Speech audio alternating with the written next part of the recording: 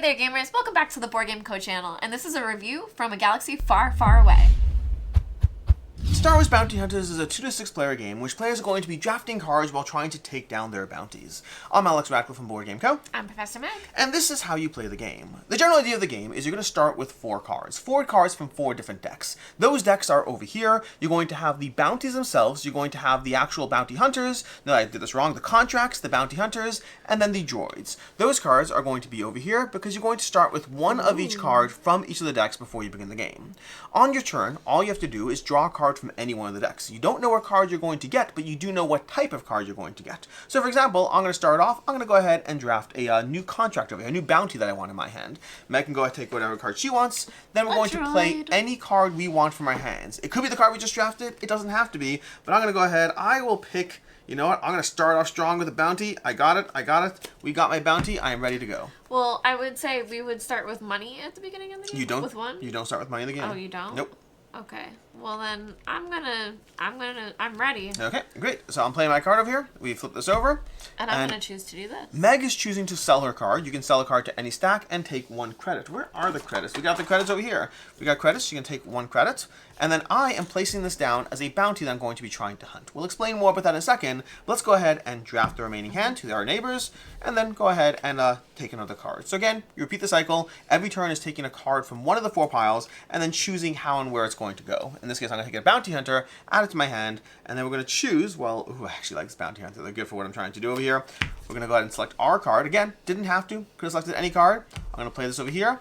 And now I'm lining up numbers. This is the core of the game right now. This bounty hunter is going, this target is going to give me 13 points if I take them out. They're also going to give me a credit, but they require at least 2 of green, 7 of blue, and 0 of orange, which is why I play this bounty hunter, who's going to cost me negative 3 points in the game, but it's going to slowly contribute toward those metrics. I'm trying to take out my bounty. Once again, I'll pass my cards to my opponent, or to my neighbor or whatnot, and then continue the cycle. This time round, I will take, you know, I'm going to take another bounty hunter, because I want one. Bounty hunter. I don't know what can I have another droid card? You absolutely can. I almost always only choose droid cards, which puts a lot of them in the game. Yep. Alright. I have chosen. I'm ready to go. We're going to play a few rounds, then we'll walk through things. So, I'm going to play my card. I'm going to layer this bounty hunter over. I've added a negative point, but I've now completed my level over here. And you could go over, but all I need now is 3 blue, and there's plenty of droids that will give you 3 blue. So, I'm going to pass those cards to my neighbor. But you have no money, and droids cost money to be able to play. I do need money, but I'm going to start grabbing this contract over here because I'm going to try to do this over here. Again, we're going to just play through a few turns, and I'll show you how it goes. I'm ready to go. As am I. I'm going to go ahead and sell this card for single money.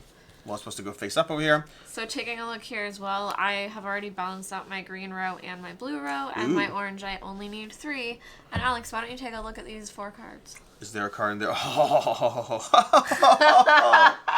Just for the record, I'm going to show you this because she'll appreciate this. She has this card over here, this 003. And you're like, well, obviously I'll turn around and sell it, except she passed me There's 2 of them. 003s. That's the only reason I pointed it out as well, or else I would not have been that fresh. But I know I have that coming next turn that I'm going to complete this contract. Yes, indeed. So I should be choosing something to set me up for the next one. Okay, so I'm going to go ahead. I'm probably just going to sell another card, honestly, because none of these cards help me. And I'm trying to show you one more thing. So I will go ahead and I'm going to sell a card. So taking another credit. Meg's going to go ahead and put another bounty, because you could have multiple bounties in place at once, multiple targets in place to go for. I'm trying to hunt one more of these cards because I want to show you how this plays out. Honestly, I'm just going to dig this deck a little bit because I want to show you a specific aspect, but I need it to match my bounty hunter. There we go. Okay, I just drew this card. Oh, please help yourself. Pretend I drew this card. You can get that one. Yeah. All right, I'm going to go ahead and play a card right now. So I'm going to play a card. And I'm playing a contract in play. So a few things are going to happen now. Meg is going to complete her bounty. So this person over here, she's going to get a credit. She gets a credit over there. And this person is now going to score the 15 points. But she's going to lose 6 points for this, which seems like a worthwhile trade-off. Droids cost money, but they don't lose you any points. So that's the trade-off over there. And over here, I added a contract. This contract basically is going to give me an extra point if I complete him. But it gives me an extra bonus 2 points if I also do him together with a crate. Crates are going to be these cards over here. And crates at the end of the game are worth the points shown, but there's also a 5-point bonus for whoever has the most crates. that's kind of the whole game. You now know the 5 card types. There's 4 card piles, but within the droids, there's droids and crates. So you have the targets, which are these guys over here. You have the bounty hunters, which are taking down the targets. You have the droids, which help the bounty hunters. You have the contracts, which augment your scoring over here. And then you have the crates, which give you points and give you a 5-point bonus to whoever has the most points. And then you have the credits, which are super important. They're shiny. They're shiny. super important. They are super important. But past that, the last thing to note is game end is going to be triggered once somebody has completed their 4th bounty. Once you've taken down your 4th target, that triggers endgame. Players have 2 more turns to go ahead and finish things up, and after that you score up all your points and see who won the game, and that is how you play Star Wars Bounty Hunters. Which means it's time to talk about the review. Now this is like a fever dream because we've been playing like So 1,000 games since Gen Con. Is it true that you can make this longer if you play to another contract, or is that not in this game? That's not this game. Okay. What well, game are you thinking of? I don't know. Something that you can play longer if you just go one more. You know what I think it is? I think I'm thinking Above and Below Haunted. Above and Below Haunted. Yeah, this Above is and a Below fever Haunted, dream. you can play a longer thing. You're literally just yeah, adding like sometimes you guys, when you play too many games, it's hard. It's been a lot of games. Yeah. But let's go ahead and talk about the review. What we like, don't like, and can see others not liking. Starting off with what we like. What do you like with the game? I love drafting. I always love drafting. I think that it's very hard for me to dislike a drafting game. Even games that I'm not crazy about, I'm always very happy to draft. Whether it's open knowledge or closed knowledge. And I love that you're really adjusting the decks to what you want. Like, you're choosing the cards that you want to be playing, and you're kind of putting them into people's hands that you know they won't be drawing certain things. Like how I gave Alex the 2 droids, I know I can kind of bank on another one coming back to me. So I love that aspect of drafting in all ways. Yeah, I do tend to enjoy a good drafting game. For me, I will say, when a game loses any tension of drafting, I don't love the mechanic quite as well. For me, this is a little more mid-range in the drafting area. Like, I like it, I don't dislike it, I'm definitely trying to choose, but very often I'm trying to figure out, like, the nice part is you can sell cards in the game, so even if you have a dead hand, you'll need those credits eventually, so it's not a bad thing. And it's very nice to use that as an opportunity to take something away from someone, like completing a set or something. 100%. And there's going to be a big focus on what players are going on in the game, because to me the main compelling aspect of this game is it's fast playing. It's a fast playing filler game. It's simultaneous play, means the 2 to 6 player count really does work. I do think it works better. We're going to things I don't like here, but I do think it works better at higher player counts. I think 2 players has not enough new cards entering the game every round. 3 to 6 is where I think it shines, and 2 is doable. But it's a fast-paced, simultaneous game that gives you quick drafting, gives you a little bit of rewarding things going on as you just pair things up and try to figure out your way towards points. Are you focusing on just quickly taking these out? Are you focusing on droids where you don't have to lose points for them, but you have to get the credits? Or you focus heavily on the contracts, which I personally like to do, because it's a good way of augmenting. It's a gamble. It is a gamble, but you can augment your scoring by just getting a whole bunch of layered contracts. And this guy can count towards multiple contracts, which is nice. So if you can get the right contracts and pair them up and get a good set of cards, even though you're only really getting 4 bounties in the game, it could be 5, it could be 6, because you do have that last 2 turns, but it's usually going to be 4 or 5 bounties. You can get a lot done in a very short time. And it's a 20-minute game. It's a fast-paced filler game that is easy to learn, easy to teach, and rewarding enough. Yeah, it is definitely very fast and snappy. Yeah. Anything you don't like in the game? I'm sorry, I'm gonna sneeze if you want to go first. No, we'll pause. I don't know if it's gonna happen. No, okay, we'll go forward. So, as far as things I don't like in the game, the first thing is going to be blind luck in terms of what you can actually draw and draft at any given point. You'll find cards, like when Meg got 2 of these that perfectly line things up. That's a great draw over here. Sometimes you are fishing 3-4 cards into the deck to get that one person that lines up with what you need, and especially when you get to the end game in particular is when that luck shows the most, because across the course of the game, you're adding cards to the system, you're filling it up, and you'll find something eventually. Endgame, those last 2 turns, you can really get burnt if you just don't get something that helps you. Along the lines of blind luck, very often in the game, if you complete this contract over here, you're getting a straight draw of this. So what you're doing is you're taking a contract and you're just getting straight into your board. And the problem with that is most of the time you have agency over whether something is helpful or not. That's the one thing in the game where you're kind of like, by the way, here's the thing. Could it help you? Possibly. Could you get an extra 4 points in this card? Absolutely. Could you get 0 points? Totally. Is there any rhyme or reason? No. That blind draw particularly feels out of place with the rest of the game, where at least you have some agency. So to me, the luck kind of comes into play the last 2 turns, and then there as well. Yeah, I think for me as well, that something that's similar to I think what you're saying, but I never felt like I understood the pace of what I should be doing. Like, I've won this game, and I felt I was never sure what to be going for first because of how they all kind of synergize all of the different points of what you're trying to do.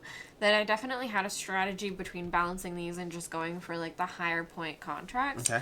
But apart from that, I really felt confused what cards to be drawing for, like whether I should try to go for crates or try to go for these different bonuses that I did have a tricky time trying to figure that out, and it wasn't like a puzzle where it felt like a smooth puzzle. It was more of like a, well, I'm not sure. Like, it's, blindly like throwing a dart at something where I just wasn't sure what I was trying to do. Yeah, for me, the only other thing I would complain about a little bit, although it is fixable, ironically, you kind of touched upon it, is the idea that playing till only 4 bounties sometimes feels like this system feels like, especially with these contracts, sometimes it feels like, ooh, you're going to be trying to go for like 8, 9 bounties and figuring it all out, and you're really not. So all these contracts, trying to find a way to fulfill the extra contracts on top of the bounties with only 4 bounties, possibly 5 if you time it right, and that is where you get into a timing system, trying to set yourself up so that within the final 2 turns of the game, you can get that 5th bounty.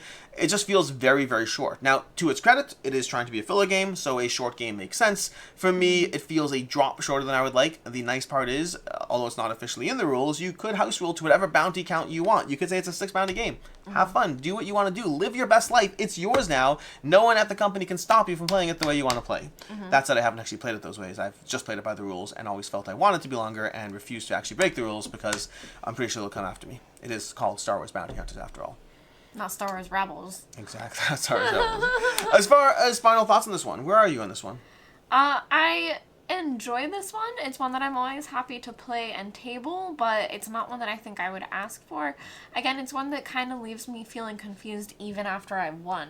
That I'm kind of like, I'm not sure how I did this, but somehow everything worked together and synergized. So I do enjoy playing it, and one thing I didn't say was that I absolutely love the art of it as well. I believe a lot of it's from the new cartoon, or all of it. I don't know that at all. And it's absolutely beautiful, and I just love the world of it.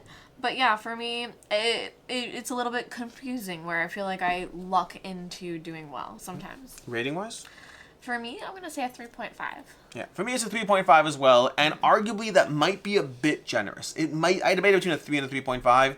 Pure mechanics-wise, this is a very light game. It's a very, very light game, and there's also luck in it, but in terms of grading it for what it is, in terms of a filler game that's just trying to be a good filler game with a good theme, quick and clean, easy to learn, it still is charming enough that I enjoy it a tad more than perhaps I should, but ultimately enjoyment is just where it is. There's no I enjoy it more than I should, so I am giving it that 3.5. It is good at what it's trying to do. It is fast-paced, it's clean, and it's charming. It's just know what you're getting yourself into. This is a light filler game. Yep. As far as other game recommendations, any there? So this one reminded me a lot of Draft and Write Records. It's similar but different because in Draft and Write Records there are different types of cards that you're trying to collect to score in different ways, but you get them all randomly from your hand. They're all shuffled together. So in this, at least when it's your turn, you're choosing which deck that you're drawing from, but you're kind of getting a mix of what's been handed to you from other people.